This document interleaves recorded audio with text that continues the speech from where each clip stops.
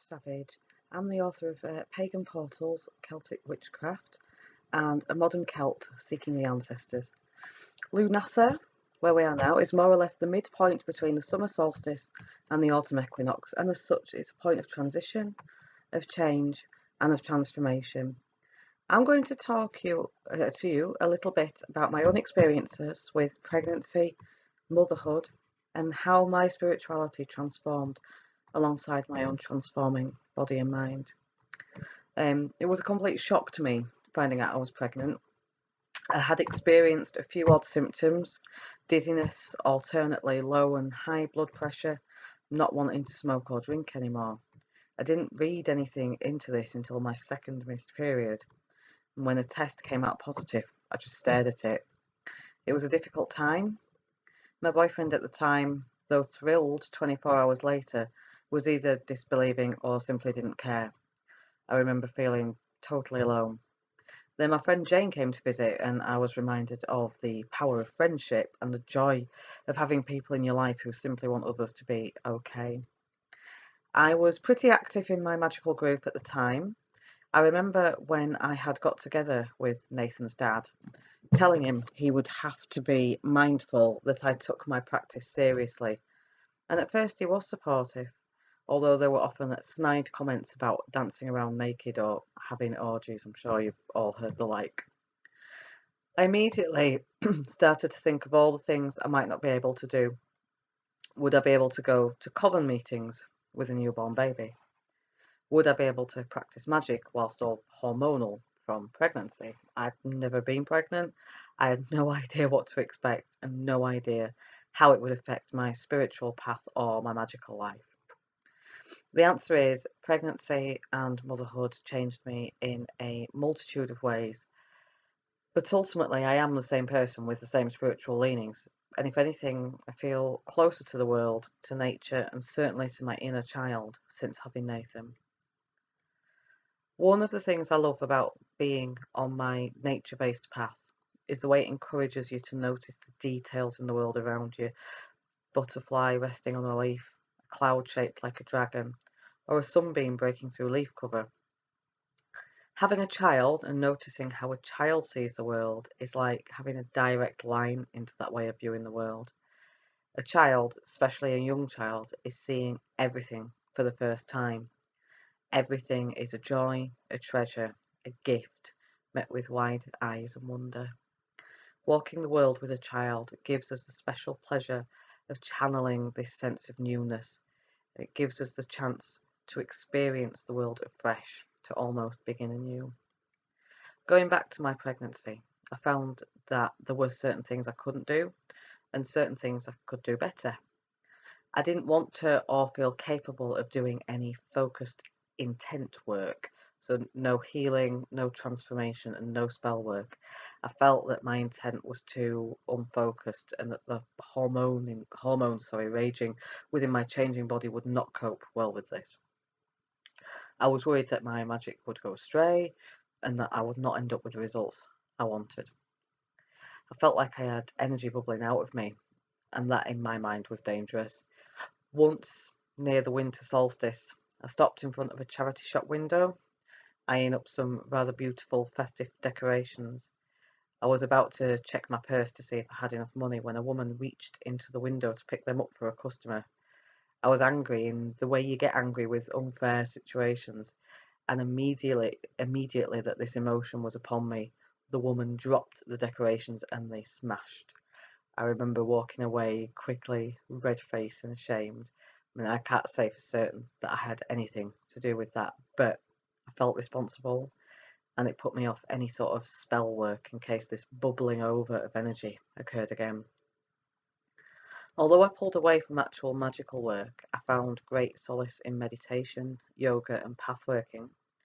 My mentor did some wonderful guided meditations and pathworking with me, and I found that while I was pregnant, the visions were all the more vivid, and the symbology that occurred seemed to have great meaning.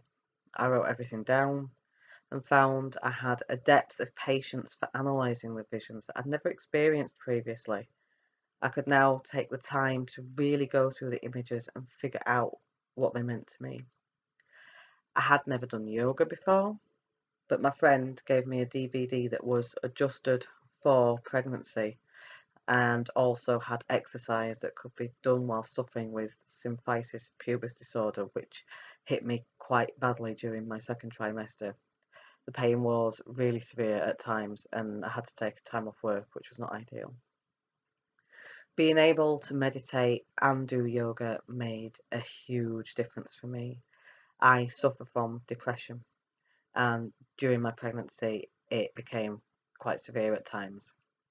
There was the combination of my physical comfort with SPD, a poor relationship with my then boyfriend, which led to deep feelings of loneliness and disappointment, and the underlying depression that was always there to some extent.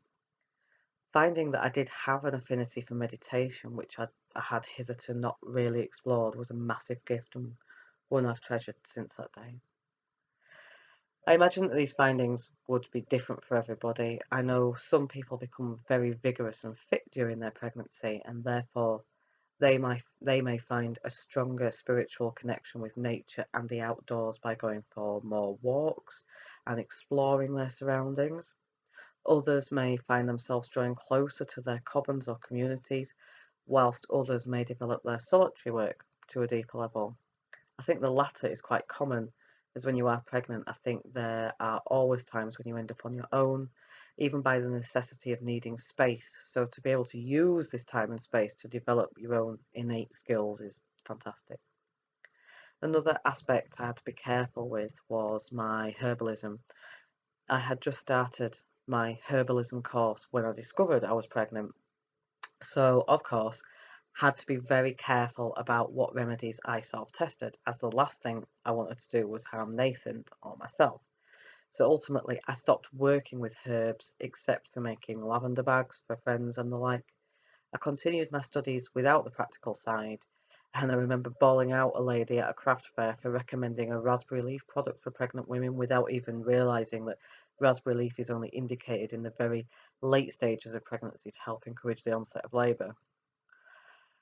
When Nathan was born, it felt immediately as though he had always been there, whilst at the same time being completely surreal. I really didn't want to stay at the hospital. I wanted my own home and hearth, my ancestors around me, but of course they always are, wherever I am. Hopefully you feel that too. I really, really didn't want to stay in the hospital, but my blood pressure was high and I had a fever. Nathan wasn't the most vocal baby, but of course, one baby on the ward would start crying and it was like a chain reaction. The next baby would cry and then the next, and so on until the whole ward was a cacophony of wailing. It was incredibly depressing and it felt like it was just Nathan and I against the world. I should have realised that this was quite prophetic in a way, as it was only a few years before we were back to it, just being me and Nathan again. The first few weeks being home with him shot by in a sleep-deprived blur.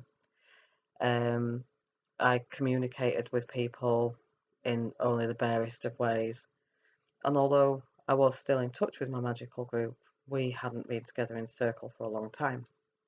I felt a yearning in my soul for something, and as is the way of things, something came along to fill the gap that had been developing.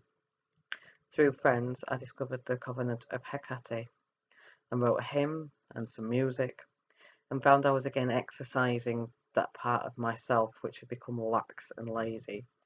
I could write in my journal while Nathan was sleeping. I could meditate during nap times. I was honoured to perform the rite of her sacred fires as a solitary practitioner the very first year it was a global event. I felt the energy of Hecate very keenly, and I do feel that she was a very strong presence during my early months of becoming a parent. I don't think this is because she's particularly a motherly goddess at all, excuse me,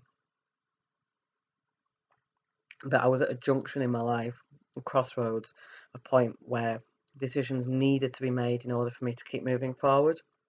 And Hecate is the goddess of the crossroads. Her twin torches light the dark roads ahead and illuminate tired and clouded eyes. She is Enodia of the ways. She guides, but she also pushes us to find our own way, to open our own doors and combat adversity. I was already devoted to the Morrígan, who also teaches us to combat adversity, albeit in perhaps a more confrontational way. I think it is very telling that at a time of fatigue and depression, when I couldn't face confrontation head on, Hekate seemed to find me and remind me that there are other ways to move forward that don't involve head on collisions or having to fight. Once I'd found my feet back onto my spiritual path, I found it easier and easier to write and record my experiences until at last I was on the way to writing my first book. I would sit with Nathan in his sling feeding whilst I tapped one-handed at the keyboard. Um, Not terribly good for my back, I'll grant you, but I began to be proud of myself for what I was achieving and joyful to be able to combine this with spending so much time with my little one. Now he's 6 and we're both busier than ever. I am technically a single mum now, although I live with my partner and his little boy, so we help each other out and the boys love each other to bits. I don't hide my paganism from Nathan, but I don't encourage him to believe what I believe. If he asks me anything, I answer, and his own wonder of the world often leads him to the same conclusions as me about a lot of things. He tells me all the time that he sees spirits in the trees or in the sky, and whether he is seeing these or they are just figments of his wildly overactive imagination, well, don't think it really matters. He is comfortable talking about such things, and that's all that matters.